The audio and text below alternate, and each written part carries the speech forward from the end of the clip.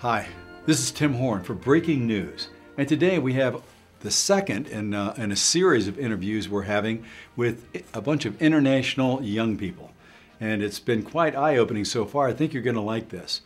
I have with me today Jorge Galicia. Jorge is a young attorney. He's 23 years old, and he recently graduated from law school in Venezuela, and he is here to talk about Venezuela for us today. It's a lot in our news. It's going to be very, very interesting to see what he says. So let's get started. Jorge, welcome.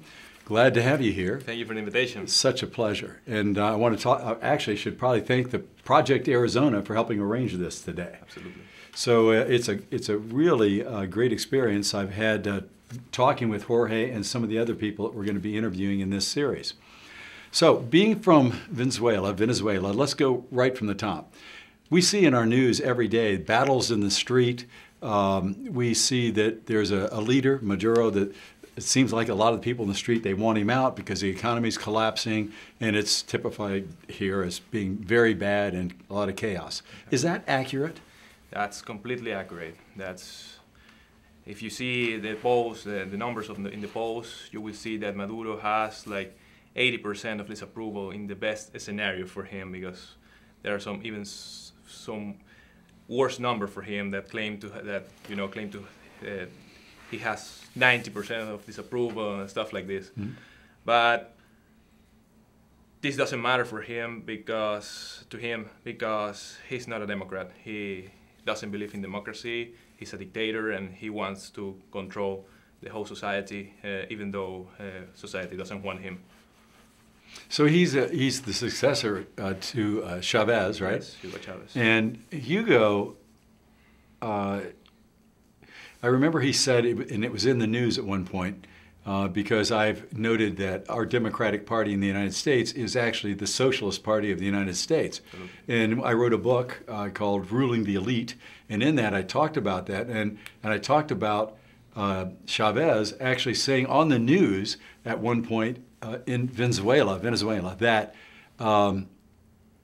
that our president at the time, Barack Obama, was so far left that he felt that he and Castro had to move farther to the left to stay as far left or more far left than our president here in the United States.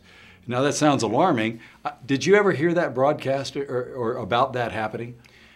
To be honest, I didn't, but I know for a fact that under the presidency of Barack Obama, there was almost no pressure against Venezuelan government, even though when we knew for a fact that it was a dictatorship and it was abusive of human rights and everything.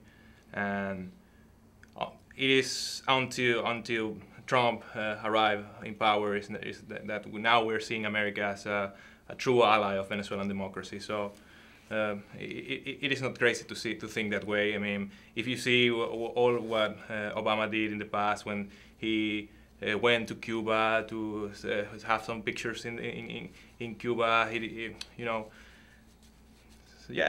and he opened up relations with Cuba that had been stopped for decades. Mm-hmm. Yeah, he did that. Yes. Now Cuba has a real tight relationship with Maduro. Exactly. Yeah. Cuba is all over the place in Venezuela. Cuba is controlling our military, all of our important decisions of government are made first by Cuba, and then Maduro is no more than a puppet for the Cuban regime. So it's kind of like what I'm seeing is that the people who want freedom and democracy there, it's almost like a revolution against the real controller, which is Castro and his puppet. Exactly. Is that accurate? That's totally accurate, yeah. And that's why it is important for us as Venezuelans receive some kind of help from U.S. and democratic governments around the world, because we are not alone there. I mean, it is not just Maduro and some Venezuelan guys. We have the Cuban government involved, we have the Russian government involved. Recently, a few days ago, 2 military aircraft from Russia arrived in Venezuela with almost 200 or 100 Russian soldiers. We have Iran being involved. We have the Chinese being involved. So it is not a fair play for us to do. Right. So what you're saying, what you're saying is you have an authoritarian regime, Cuba, yes, controlling your country through a puppet dictator, exactly, and he's backed by Iran, another authoritarian country. Yeah, even North Korea recently opened some kind of an embassy in North Korea, Caracas, another dictator, another authoritarian regime. Yeah. So, that's just awful. Now, you're an educated man. Do you know what the Monroe Doctrine was? Yeah, sure. American for Americans, right? Yeah. That's it.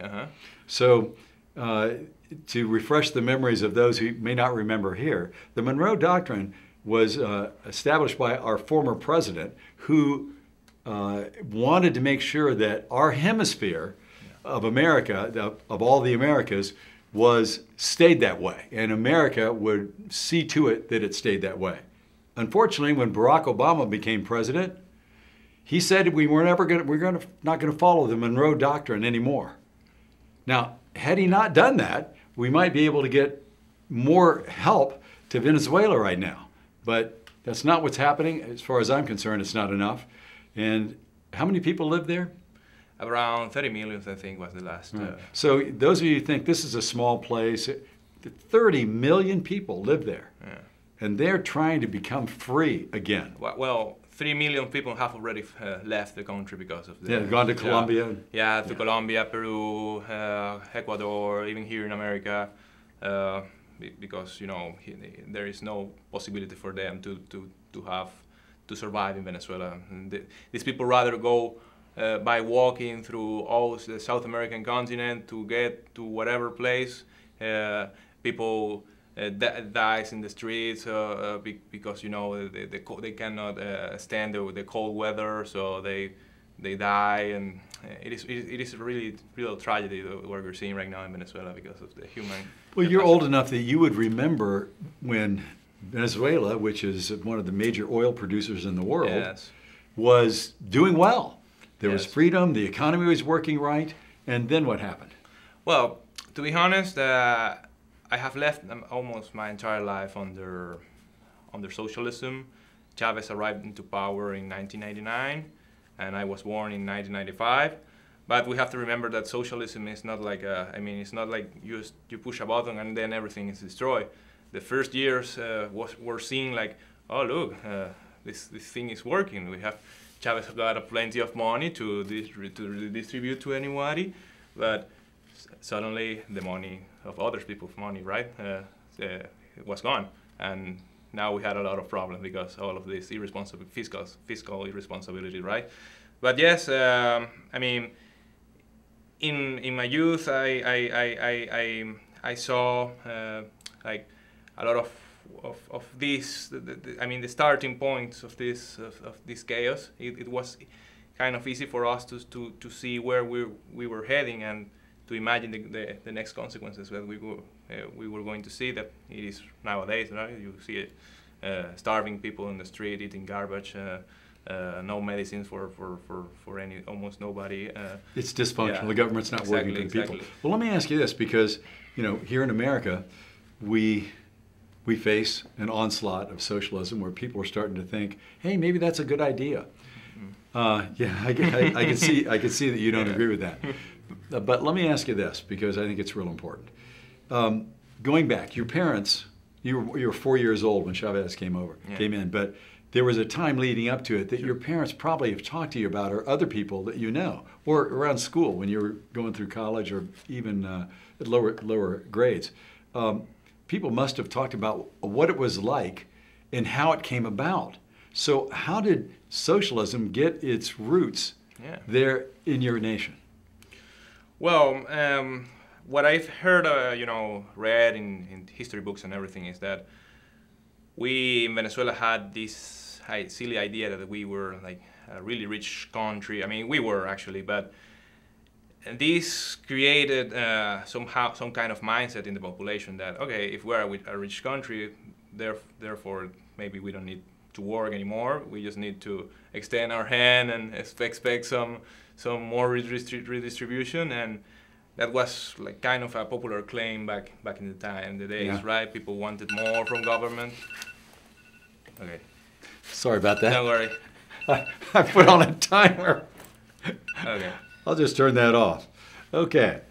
So I know we're supposed to cut off, but I'm sure that we only have so much time for this segment. But I'm sure our viewers are looking at this going, hey, this is you've seen in your country what people are starting to show here. Hey, you know, that socialism doesn't look so bad. Yeah. There's extra money, everybody gets something, it'll work out great. But you did note a little while ago, but at some point you run out of other people's money. Mm-hmm. And then what do?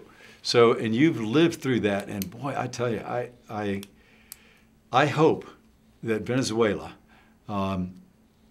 gets back to democracy and freedom and joins the free nations once again.